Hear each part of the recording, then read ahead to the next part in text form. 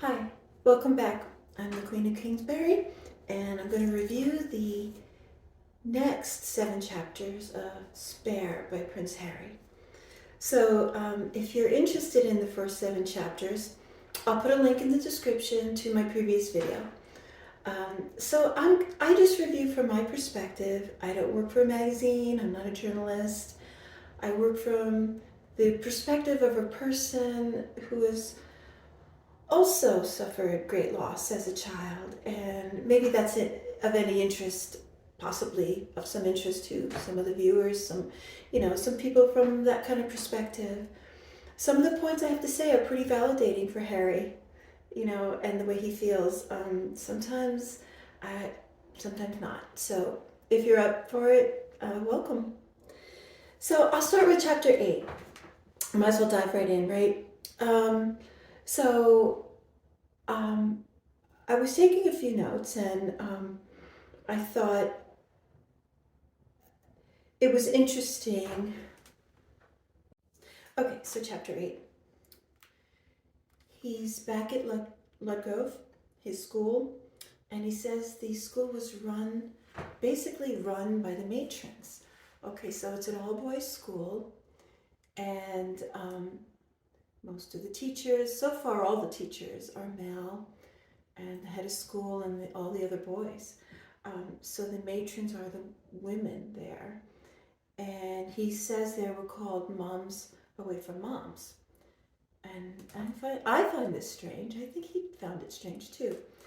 And, and he goes on to say that some of them were hot. It's weird. But probably not unusual. He's an adolescent boy, and they all are, and these are the only women they're seeing, so they're gonna see that in the matrons. So not so unusual, I think. But of course, he said he had a crush on a few of them, and probably so did the other boys. There was an odd ritual. I find this odd, even for, I don't know, 25 years ago, where the boys, all under puberty, would be in tubs, basically sitting and waiting for the matrons to come in and wash their hair. I think this is odd. Let me know in the comments section if you think this is weird. And they'd all line up ready for their hair to be washed. I mean, what hair does a little boy have to be washed? But little tiny hairs. Wash your hair at 13, 12, 13, or even younger, 10, 11, 12. I wasn't washing my kids' hair anymore. I was helping them brush teeth though. um, but they were in the shower on their own by that age. And he found it strange and confusing. Anyway, how hard is it to wash your hair, right?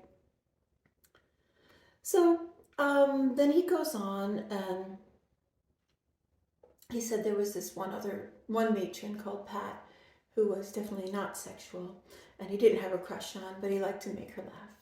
So I think that's a sweet. He said, don't go to her with a cut, because she's not going to put a bandage on it. She'll probably make it hurt more. But anyway, so I thought that was interesting that he wasn't mean to her, but he liked to make her laugh. So, and he said he had a number at Ludgrove. It was 116, 116. So he did say the other boys mocked Pat, so it's nice that he didn't. Okay, that's all that I really got from chapter 8. Chapter 9, there were grub days, he said, and these days were Tuesdays, Thursdays, and Saturdays. So he describes it, and I immediately think of Hogwarts, Harry Potter, and he said that after the meal, giant tables filled with sweets. And he says there's Skittles, opal fruits, which were later called Starburst. I only know them as Starbursts. Let me know if you know them as opal fruits, Mars bars, etc. And I thought that was very Harry Potter-esque. I would love to hear more anecdotes about those things. It seems a lot of his anecdotes are about whining, complaining, and being bitter. My opinion, my channel, my opinion. Anyway, I think I would love to hear more about the school, which we do hear a little bit about. But most of his comments about the school are related back to him being royal and being the spare. So I thought that was a fun day. At 3 days a week, all those sweets. And anyway, so there's also another day, he said it's letter writing day. And letter writing day is you write your family. You know, you write your mom, your dad, whoever you want. And he was asked to write a letter to his mummy, like a final letter. So, of course, the school would have known that Harry lost his mom. That's extremely public world news. It's a little anecdote from my life. When I lost my father the summer when I was 9. And when I went back to school, nobody knew. My mom didn't take the time to tell my school. Do you hear bitterness in my voice now? Maybe just a little like it. I would never let my child go back to school without talking to their teachers and letting them know what was going on, and you know, if there's any strange behavior, let me know. I'll try to address it. But you know, my mom didn't do that. So I think in a way, even though, you know, he has some gripes about Ludgrove, it's a good exercise that they're asking him to do, to write a final letter to his mom. Now, he did say he wished he took the assignment more serious. That's okay. I mean, I'll give him that. What was he? Just turned 13. I get it. So he didn't, probably just wrote a few things. And then he describes the last time he spoke to his mom, which was a phone call she made to him the night, earlier in the night, that she was in the car crash that she eventually died from. And he said he rushed his mother off the phone because he wanted to get back to playing with his cousins. He was in Balmoral at the time. Now, I had heard this story before, either in an article or one of the many books I've read about the royal family. But that scenario I had read, that Harry did rush his mom off the phone. Maybe it was disclosed when he was putting heads together with his sister-in-law's brother, but I think I heard of it earlier than that. Okay, so chapter 10. During his break, I think he was, well, I'm not sure when break, maybe it was Christmas break, but he went to, oh right, during his break his father didn't want him to stay at St. James Palace, which is where he and his brother were living after their mom died. They had previously been living in Kensington Palace, in their mother's apartments there.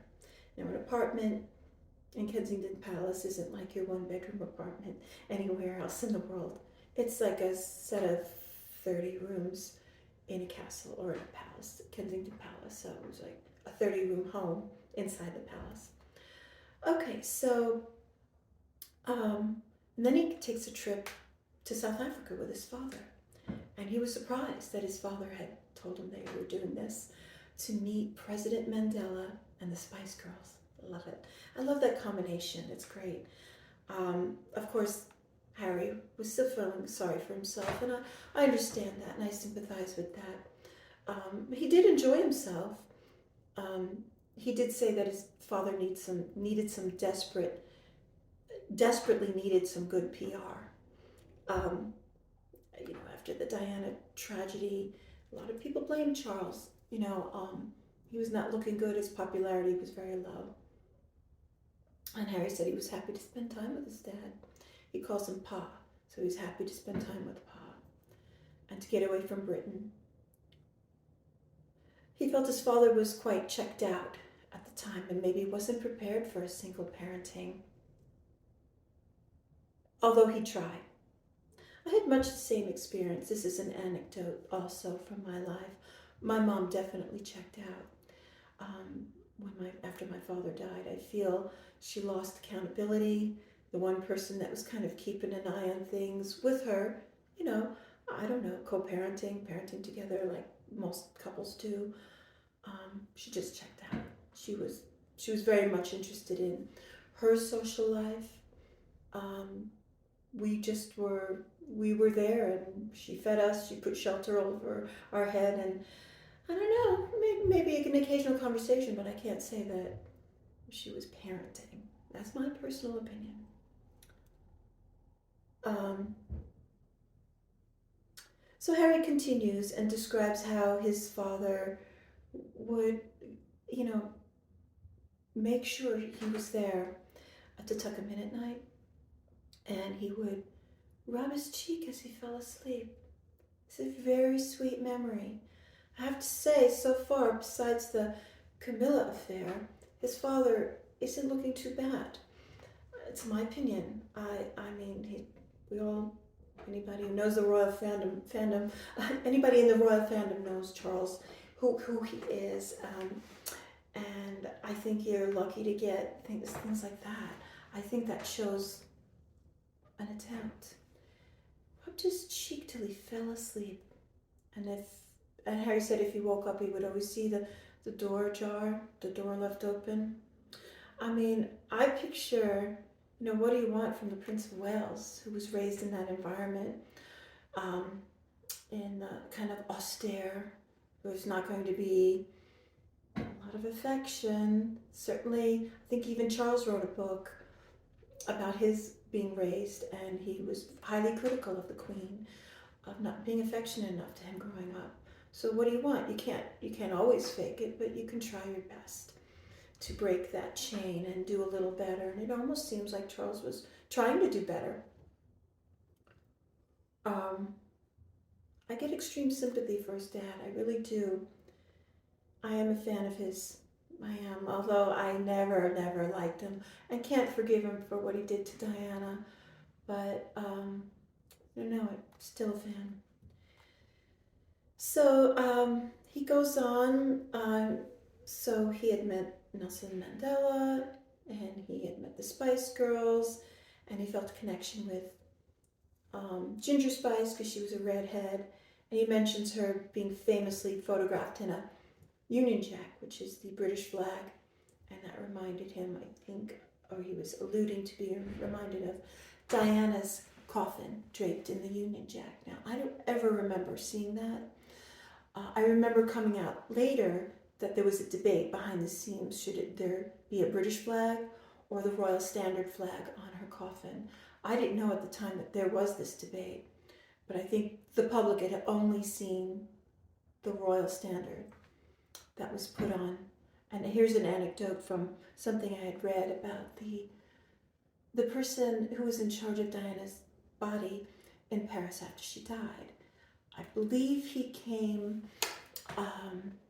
the UK embassy in France or in Paris, I believe, and he had spoken out about his experience. I think initially he was in charge of taking care of the coffin and those arrangements from when Charles and Diana's two sisters had retrieved her body.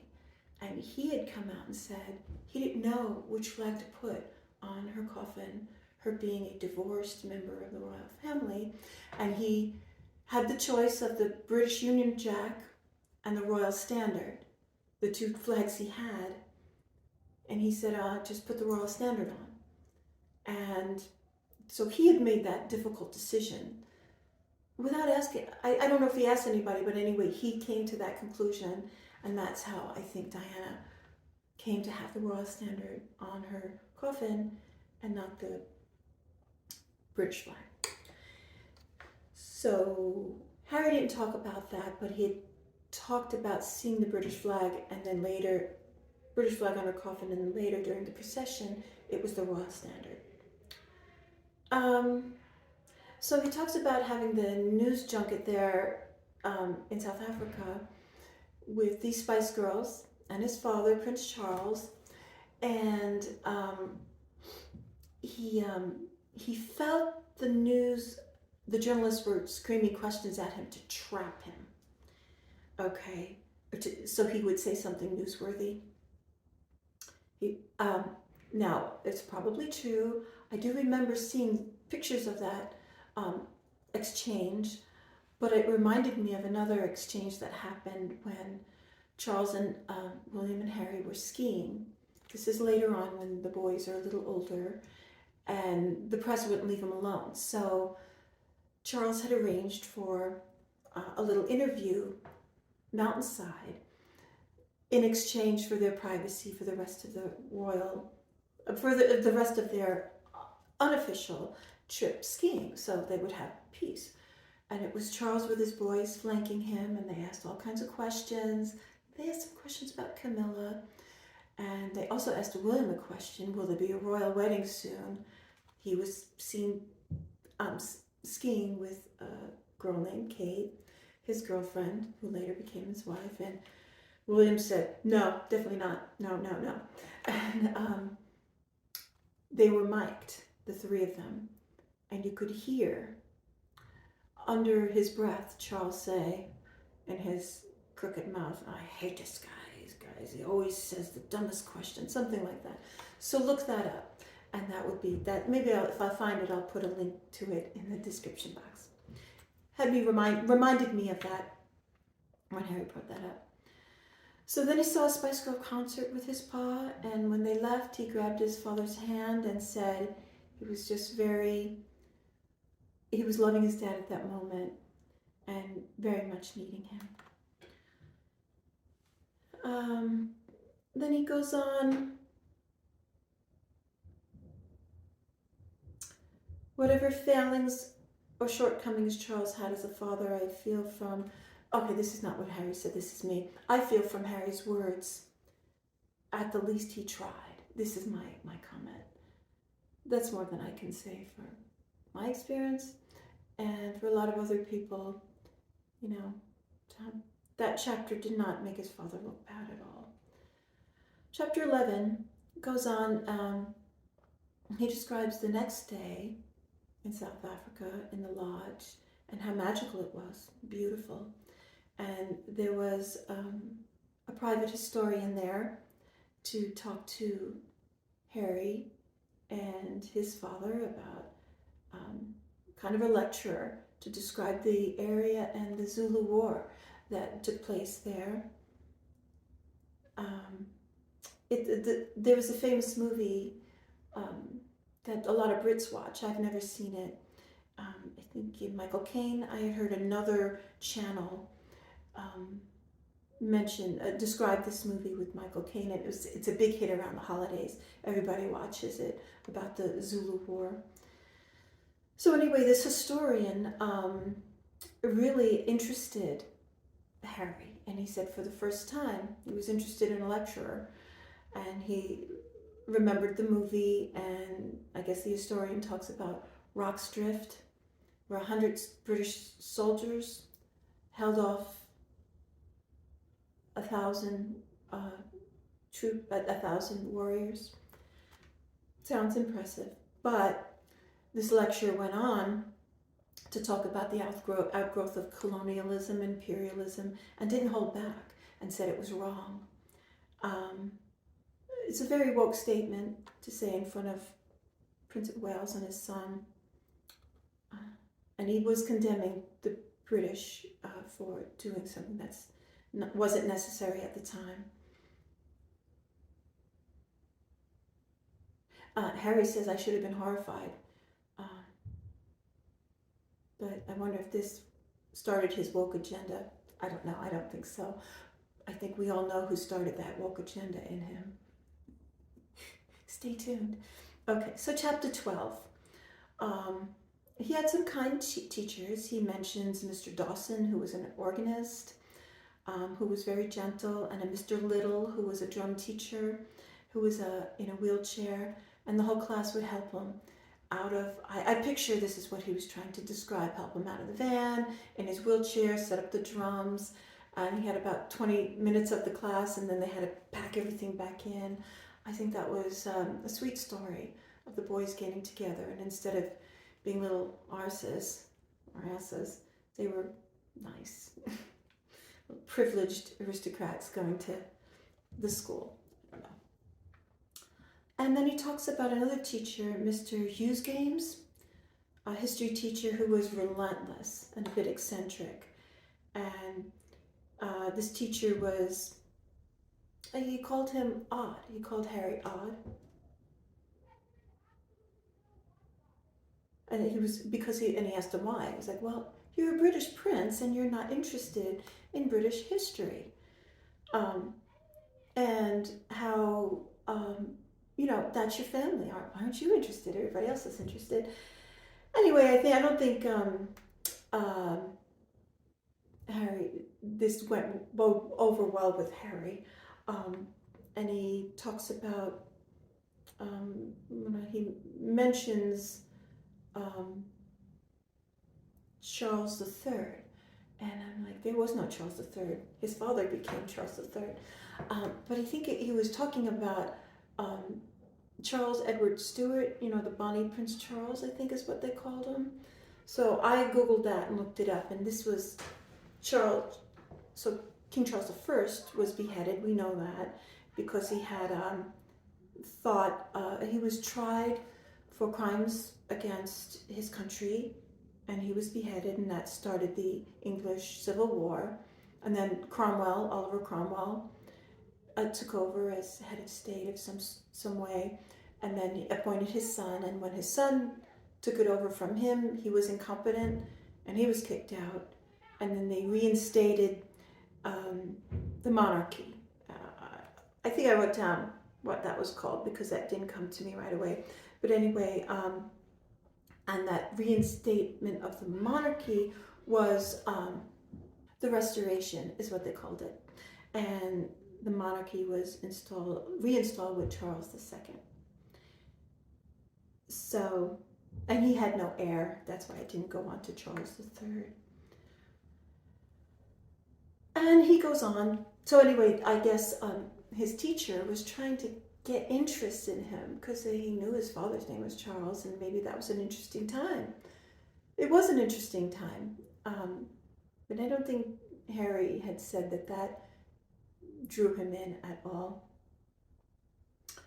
Anyway, Harry describes how he had an ever-present bodyguard at Ludgrove, and it was a constant reminder that he was royalty.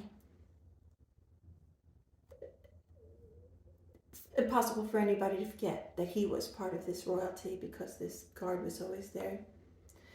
And he talks about being the spare again. No. He claims his family is to blame for this feeling. And I have to say, from what he has said, I am surprised again that they mentioned it ever, and how tough it is kind of being in that family. I remember, and I've read several books, a dozen or more books about the royal family, some about just Diana, some about Fergie, the Duchess of York, some about the royal family in general, many about Queen Elizabeth, one about Charles. But anyway, it might have been an interview I saw it because I can picture Prince William talking about when Kate was welcomed into his family, and how she was given a hard time. He goes, his family is tough, and he goes, you gotta be tough to deal with my family. But I think he helped her through that, and there wasn't hazing, but he described it as a lot of jokes. A lot of jokes were made, and I think he helped Kate navigate through that difficult, that's close family. There's not a lot of outside. You can't just bring friends in from anywhere. So he probably had his tight friends and his family. Anyway, I think William had expressed how that was a tough situation. He helped his wife. acclimate into the family, and you really do wonder why Harry didn't do the same when he married his wife. And it almost seems like it was the opposite, like she was navigating him to leave the family and say they're toxic, goodbye, I'm not interested. Where, every family has their ways, as we know. You either get along with them or you don't. But you don't necessarily have to do a Netflix drama or write a book to bash them. You just move on with your own life. Anyway, and he talks about being a spare again, and how his father, the heir at the time, and his brother William, the second heir, could never be on a flight at the same time. That was considered too dangerous. And he claims nobody gave a damn about who he traveled with. Only women. Sorry, only William. That's bitter. Okay, bitter, I have to say. I mean, it just seems pretty bitter. I mean, so you weren't born first. Somebody had to be born first, and you could have made it work. Inferiority complex, second child syndrome. I think I mentioned that in my first review of this book, the first 7 chapters. He felt he could always be spared. Anyway, so he thought that history teacher was picking on him. I think he could have probably looked at it as somebody's giving him attention, but I don't know. I wasn't there. He felt picked on, so then he confronted his teacher about that. So at least that's good. And the teacher gave him a gift of a ruler of all the monarchs since 1066, and he explained that was a bit of a joke, but he could refer to the ruler anytime he wanted. From 1066 to his grandmother, Elizabeth II. Okay, chapter 13, sneaking out after dark at Ludgrove. Yes, he did this with his friend Hennessy. So I'm listening to the Audible. I don't have the written word in front of me, so I can't see how it's spelled, but I think he's saying Hennessy. That's short for Henry. I mentioned that in my last review. And he was naughty, so they were naughty together. And he would get hit by a hardback Bible as punishment. And Hennessy was the only other classmate who actually mentioned his mother. He didn't say this was a bad thing. So, and he talks about the torture going on inside of him, and that any of the punishments were nothing in comparison to his personal inner torture. So definitely a troubled soul. Definitely. He was still dwelling, or he was starting to dwell. Chapter 14, Mr. Marsden, who carried a bell to get the boys' attention. He said this was really obnoxious. This was one of the teachers. And then he says, all of us abandoned children couldn't care less about a bell. And I'm thinking what he meant as abandoned was being in a boarding school, I presume. So, yeah, I think this is definitely feeling a lot of pity for himself. And maybe there were other boys there who also felt that same abandoned feeling. I could see that. I mean, his brother was there too. I know he was... Oh no, his brother wasn't there yet, no. His brother had gone to, boarding schools and was in a boarding school. So he wasn't really abandoned. That was tradition. Charles was too, and all the royal boys were. Some of the girls too. I think Princess Anne. I'll look that up for next time. See if Charles's sister also went to a boarding school.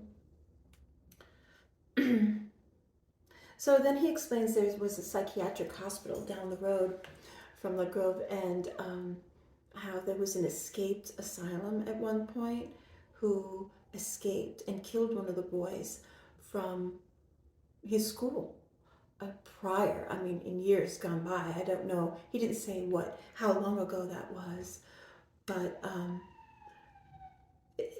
the patient was at Broadmoor, and he killed a student. And since then, they had these sirens installed for if there was escaped asylum member, that people would hear these alarms. And so what did I want to say?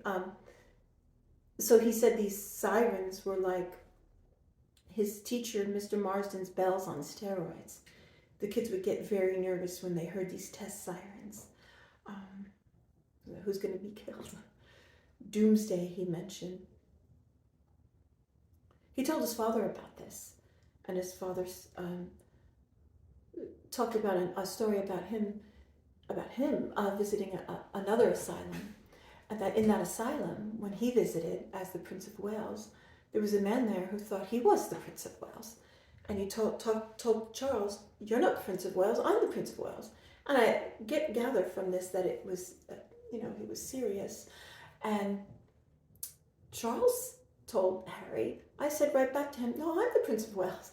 So he used this and told Prince Harry, his son, that who knows, your father might be in an asylum that I visited, because he says he's the Prince of Wales. Who's to know that I'm the Prince of Wales? He might be the Prince of Wales. Maybe I'm not your father.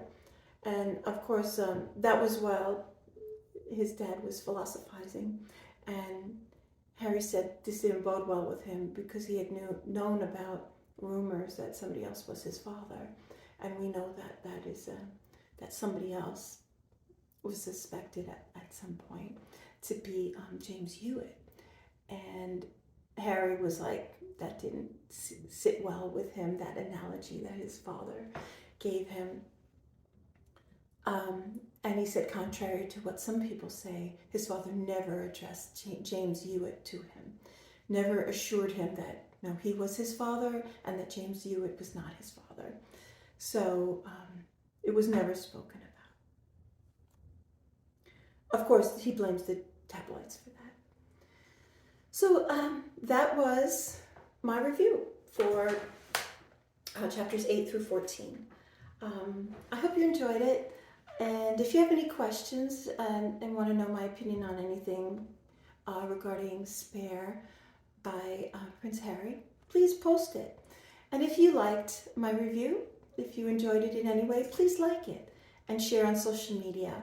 And subscribe if you want to be alerted to my next review. And so next time I will be reviewing the next 7 to 10 chapters. We'll see how much time that will take up. All right, well, thanks for joining me. I'm the Queen of Kingsbury, and I'll see you next time.